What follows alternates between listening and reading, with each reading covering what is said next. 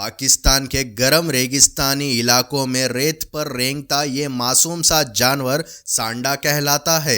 शिकारी और परिंदों से बचते इसके दिन गुजरते हैं, लेकिन ये खुद को इंसान से नहीं बचा पाता।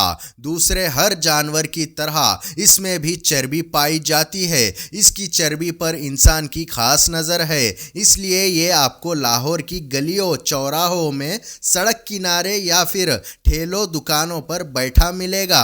मगर सांडा वहाँ खुद से नहीं आता है, रेगिस्तान से पकड़ कर लाया जाता है। यहाँ ये चल फिर नहीं सकता क्योंकि इसकी कमर की हड्डी तोड़ दी जाती है। इसके बाद इसकी जिंदगी के दिन गिने चुने होते हैं। फुटपाथों पर मजमा लगाया जाता है, फिर बड़ी बड़ी दुकानों पर सांडे के शुद्ध तेल की शीशियाँ सजाए सांडे के उन शिकारियों को ग्राहक मिलने की देर है। वो चाकू की मदद से इसका नरम पेट चीरते हैं और अंदर मौजूद चर्बी निकाल लेते हैं। ये सब कुछ ग्राहक की नज़रों के सामने किया जाता है ताकि उसको तसल्ली हो कि ये असली तेल है। पाकिस्तान और भारत के अलावा सांडे के तेल की मांग अरब देशों समेत दुनिया के अन्य हिस्सों में भी है। अंदरूनी लाहौर में ऐसे बहुत से इलाके हैं जहां आपको सांडे के तेल की दुकानें मिल जाएंगी। उनमें से कुछ तो कई दशकों से मौजूद है। मोहिनी रोड, बिलालगंज, भाटी दरवाज़ा, मछली मंडी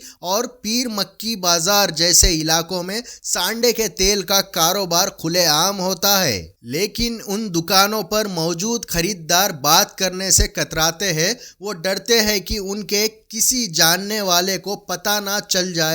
वो समझते हैं कि सांडे के तेल में एफ्रोडेसियाक विशेषताएं हैं, यानी ये मर्दाना ताकत को बढ़ाता है। वो कहते हैं ये लिंग की कमजोरी के लिए है। मर्दाना कमजोरी के लिए लिंग की मालिश करते हैं। ये जानवर चल फिर नहीं पाता है क्योंकि इसके कमर की हड्डी तोड़ दी जाती है। इस बाजार में पढ़े लिखे 20-30 साल के उम्र के लोग इस तेल को लेने आते हैं। ऐसे में सवाल ये है कि उन सबको सांडे के तेल के बारे में ये जानकारी कहाँ से मिली है। इसके लिए आप भाटी गेट के इलाके में स्थित किसी भी सांडे वाले के पास चले जाए। वो इसके बारे में बात करना शुरू करते हैं तो लोगों की एक भीड़ उनके आसपास जमा हो जाती है।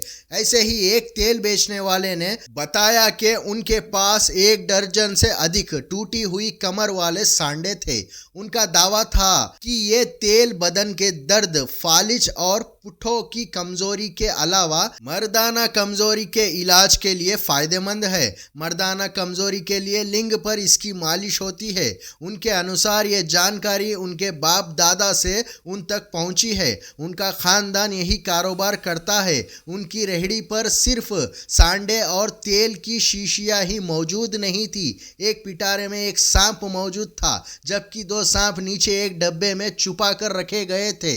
एक मर्तबान में जोंक मौजूद था और कई मर्तबान कई प्रकार की चर्बियों से भरे हुए थे। उन्होंने बताया कि ये चर्बियां शेर, रीछ, सांप, मेंढक और ऐसे ही दूसरे जानवरों की थी, जिन्हें सांडे के तेल में डालकर एक खास तेल तैयार किया जाता है। इससे सांडे के तेल का प्रभाव बढ़ जाता है। ये तेल ज़्यादा गर्म होता है। उनके अनुसार इन जानवरों की चर्बियां बेचने वाले भी मौजूद हैं, जिनसे उन्हें ये आसानी से मिल जाती है। ये ग्राहक पर निर्भर करता है कि उसे क्या चाहिए। जो उनकी डिमांड होती है हम तैयार कर देते हैं। कुछ जगहों पर इन जानवरों के यौन अंगों को भी खाया जाता है और इसके मांस का सेवन किया जाता है। इसकी वजह लोगों की ये मान्यता है कि सांडे से यौन शक्ति बढ़ती है। सांडे का तेल खरीदने के लिए उनके पास हर उम्र के लोग आते हैं, मगर ज़्यादातर नौजवान बच्चे आते हैं। प्रोफेसर डॉक्टर मुजम्मिल ताहिर लाहौर के आयुर केयर अस्पताल में यूरोलॉजिस्ट है और लाहौर ही के शेख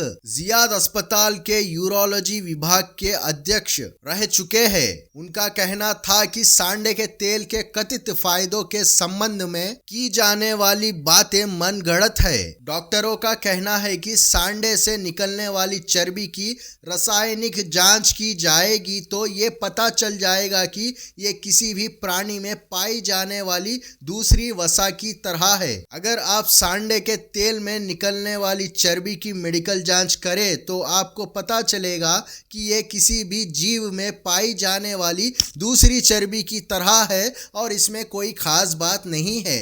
उनका कहना था कि तिला में भी कोई ऐसी खासियत नहीं है जो किसी भी तरह की यौन कमजोरी का इलाज कर सके, बल्कि हमने बहुत से ऐसे लोग देखे हैं जो जलने के बाद हमारे पास आते हैं। जिस जगह वो तिला लगाते हैं वो जगह जल जाती है, फिर प्लास्टिक सर्जरी करानी पड़ती है।